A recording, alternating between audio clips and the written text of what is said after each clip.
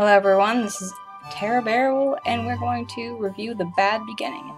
As everyone should know, The Bad Beginning is the first novel in a series of unfortunate events by Lemony Snicket. The novel tells the story of three children, Violet Klaus, Sonny Baudelaire, who become orphans following a fire that was set to their house. Mysterious circumstances we should know. If you haven't read this book already, I definitely highly recommend it. It's going to be Netflix original series, I believe. Lemony Snicket is actually just a pen name for a man called Daniel Handler. He is really an interesting kind of person. If you check out his website, it's so interesting. If you're really into mysteries, if you're really into something that has a bad beginning and even worse ending, sometimes it's just really interesting to read about misfortune, but like at the same time it's a children's book. You can't expect like something actually like devastating to happen. It just seems that way. So it'll just be kind of one of those goth fiction, absurdist, steampunky mystery kinds of things that you just happen to stumble upon in the library one day. I mean, if you look at these books, the way they're made themselves is actually quite interesting. I think I picked it up on accident because it looked so interesting. Like the pages themselves are actually very, they're cut out in a way that makes your fingers, it's a textured page kind of thing, and the binding itself is like one of those bindings you find on a regular old book that you get for non-fictional purposes. If you look at the art on the front, you'll notice it's very pencil, it's very abstract kind of. The pieces and you can see are obviously kind of a puzzle to what might be inside the story, as you see the main villain towering over Violet, Klaus, and Sonny. It's just kind of ominous. You see the eyes on the wall, a portrayal of what's to come. You can find out later more about what the eyes stand for. You see the three at the top in the left-hand corner, and then the house on fire in the right-hand corner, which we later figure out that might not actually be their house. The Bad Beginning is definitely a bad beginning. The Baudelaires have to do all of these things that just seem very unfortunate, just, you know, obviously because of the name. You just have to go through all of these things with them, and if some people have like an issue with people becoming orphans, estranged to their own homes, it becomes very real for you. So if that seems to be like not something you could enjoy as something that could be close to your own circumstances, I mean, even though it may sort of be that way, there's a lot of other things that go on in the book that can really pique your interest as well. If you're into mystery and you want to know basically everything there is to know about what mysterious circumstances, reasons behind these mysterious and unfortunate events, you really need to read the rest of the books. It becomes abundantly clear that there is way more than what's on the surface of this book. It really does get you to need to read the rest of the books. As per a series, you really should have some way to get more information on the subjects that you want to. They end up finding things in the house that are relevant to the secret societies that these people were in before all these bad things started happening to them. Each kid is very unique and very intelligent. They have their own versions of superpowers almost. It's just really interesting to be a kid and or watch these kids go through all of these terrible things, but have their own personal strengths to keep them going. At some points you'll feel that some of the things that happen to them are kind of irreversible or really shouldn't be shown to having happened to children in book. I mean, that's kind of one of the reasons why it had critical reception. The way that Snicket writes a book is like any book that an Oxford-educated young mind would go, this is boring. I don't ever want to read something this boring again.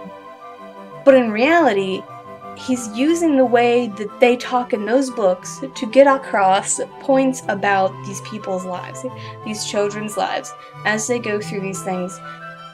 The things that they notice as the narrator, Snicket will also notice to the reader. And he'll say it in such a way that you get a sense of hilarity. This nonsense takes place in the prose of his writing, it makes it monumentally clear that all of these characters are definitely dynamic. You could pick one out in a crowd. Each one is so detailed, and you wonder about them individually as to why they became this way. The same goes for, evil characters, good characters alike. They're all the same. Just combine all that humor with darkness, terrible things that happen to these kids. If you're squeamish and you don't like things that go bad in children's lives, you really shouldn't read this. Granted, it's not like a Steinbeck book, and it won't rip your heart out without warning you first. There's definitely some warning. There are some rare editions of this book. If you want to know, you can check them out by HarperCollins. The ISBN number is 006051828. The Bad Beginning Rare Edition. It was published by HarperCollins on September 23, 2003. In addition to a box, a new cover, and additional illustrations, the edition contains a 14th chapter filled with the author's notes, many of which foreshadow later events in the series or provide excessive detailed information about the events in the Bad Beginning itself. So if you're looking for that excess information, try and check out the rare edition if someone is lucky enough to know you and also lucky enough to have the book. That would be where you would be able to get more information on the subject. I happen to not know anyone like that. Another special edition is The Bad Beginning, or, Orphans. The Bad Beginning or Orphans is a paperback edition of The Bad Beginning designed to mimic a Victorian Penny Dreadful. It was released May 8th in 2007. The book featured full-color photo cover, even new illustrations.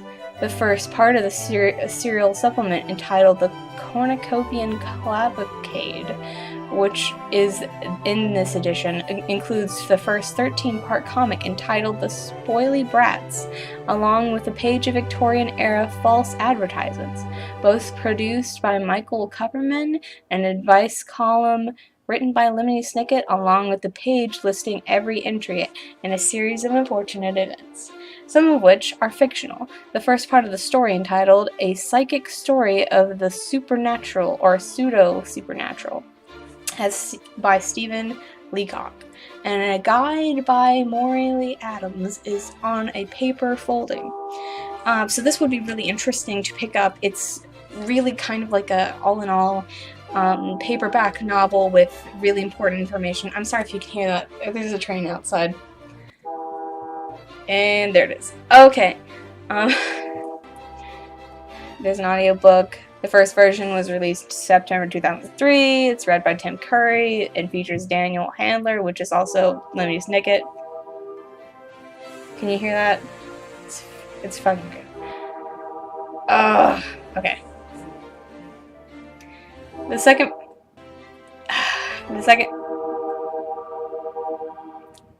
Okay. The second version was released on October 2004 after the release of the film Lemony Snicket's A Series of Unfortunate Events. If you don't remember that movie, it was freaking amazing with all the actors and it being absolutely fantastic picks for the part. I mean, can you imagine just the craziness of Count Olaf being portrayed and, acted out the way it was? So well done. It was nominated for the Best Spoken Word Album for Children in 2005, and then AudioFile gave the audiobook a positive review, although stated that the cast of 7 at first sounds self-consciously formal until one realizes that the acting is supposed to be as mannered as the clever writing. I think you can understand what that means. So if you want to know a little bit of background about the book, Lemony Snicket is the pen name of Daniel Handler. Daniel Handler used to write children's books that did not get the best reception, and I think some people that he was very fond of told him to go back to the basics, and he was like, what basics? And he took that in, a clever light and decided to write these books the way he did for, obvious reasons. If you're really interested in picking it up, it's on Amazon Kindle for $3.99 right now. The date is 5/4/2016. The hardcover on Prime is $10.35 and paperback is $4.23. You'll definitely be able to get a hold of this. It's really readily available. The only things that probably aren't available are the special editions. I haven't really seen much about them. If you know more, comment down below. Interested in seeing what more comes of the Netflix original. If you liked what you saw, send me a like, and have any suggestions for future topics or future books to review. Everyone who's subscribed so far will definitely get all of my updates. Please subscribe, leave a like, comment down below if you liked what you saw. Super nice of you to even do that. I'm very new. Thank you for checking out my book review. Have a good day, everyone. Bye.